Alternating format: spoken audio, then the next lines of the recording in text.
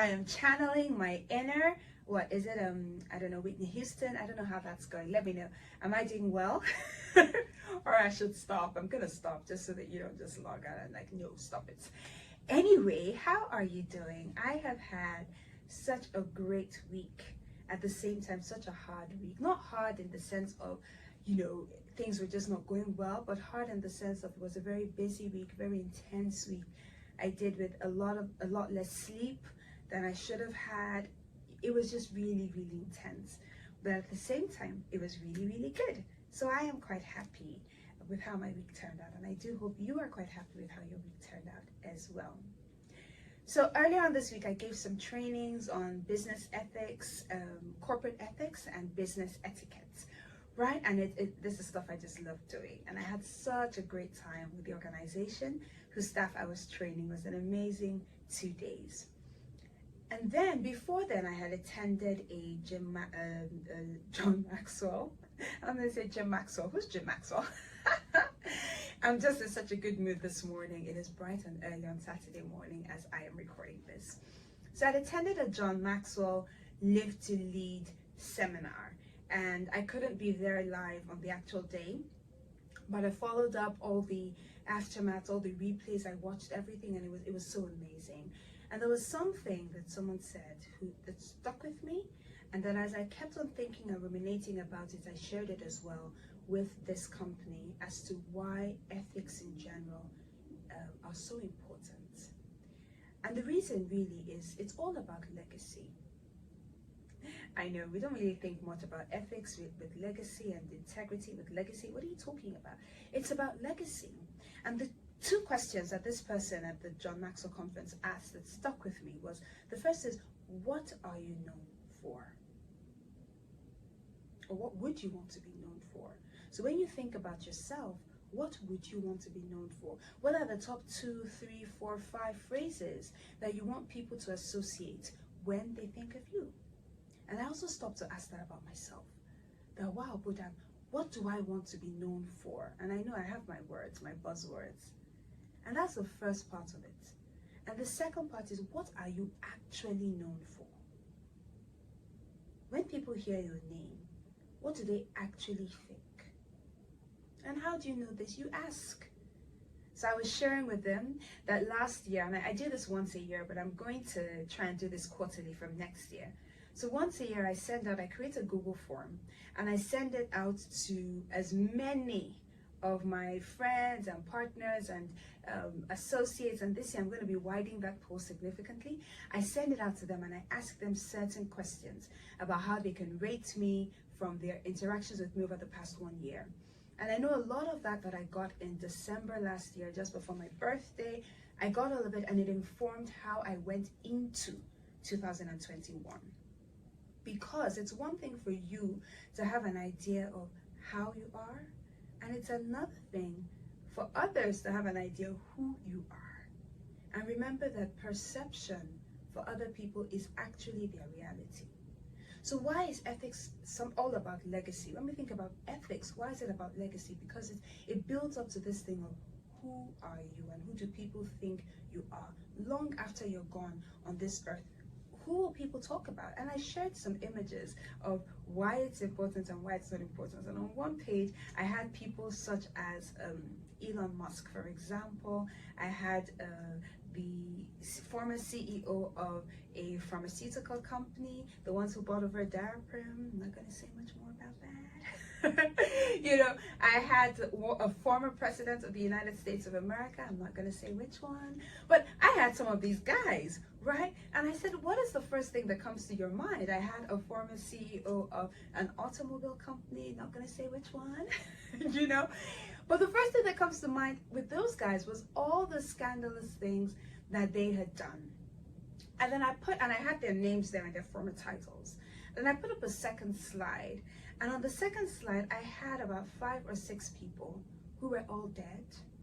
And give or take, whether you followed their ideologies or not, we typically tend to remember these guys for more good than bad. And some of the people on that, and I didn't put their names, I said, do you guys recognize these guys? They said, yeah. And I said, what do you recognize from them? They were giving me one word, two words, phrases that sort of stuck to mind. One of them was Mother Teresa.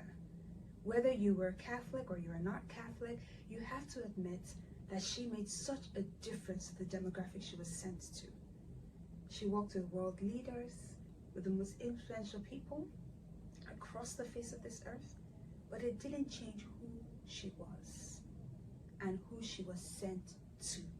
She never lost her why, all the way through to the very end. She stayed in that demographic, she stayed in her place, and she built legacy that years after she's passed on, we're still speaking about her. You have someone like Mahatma Gandhi. In his own day, you may not, follow his ideologies, but still, there were certain things about him that you look at and be like, okay. Someone like Martin Luther King. Again, you may not agree with his ideologies, but he stayed true in a positive way. And again, people speak about him years after he's gone. You cannot speak about the emancipation or the liberation of South Africa without mentioning Nelson Mandela. You may not agree with some of his personal life choices or some other things about him, but he was essential to the cause that he set himself apart. So the question is, what are you committed to? What are you committed to building? What are you committed to growing? Why are you here? And are you ethical in the way you go about doing your business, in the way you go about living your life? Part of why this week personally has been really, really tough for me is because I found out certain things about how certain things were being run. And I know I'm now speaking in code, and it's a bit deliberate, and it broke my heart. It broke my heart. Sometimes in our search for money, and our search for influence, and our search for fame, we do things that are just so alien. And I'm just asking, where do you draw the line? Do you have a personal line? Do you have something that, anybody knows he's never going to do that? Or she's never going to go for it. There are certain things that people just won't come meet me for because they already know that you're never going to do this. I remember I sent off, this is a bit by the way, but I sent to some of my guy friends, on Instagram, I sent them this joke, right? And it's from this channel that I follow, and they do like word puns and jokes with words. And I think it was something about how a Japanese couple were arguing about something, right? If you've seen it, you probably know what I'm talking about. Anyway, so I sent it to them, thinking that they were going to be like, ooh. And someone just told me, and then the joke is at the end of it, right? And one of them just told me, Budam, I skipped all the way to the end. It's meant to be an off-color joke. He said, I skipped all the way to the end because I knew you would never send me an off-color joke. And I thought, wow. I didn't consciously go about saying, my belief system, my value system, what I do, what I don't do, and who I'm going to send. But he's interacted with me enough that he knows, that he didn't even bother reading what the joke was, because he knew it wasn't an off-color joke, because he just knew I would never send an off-color joke.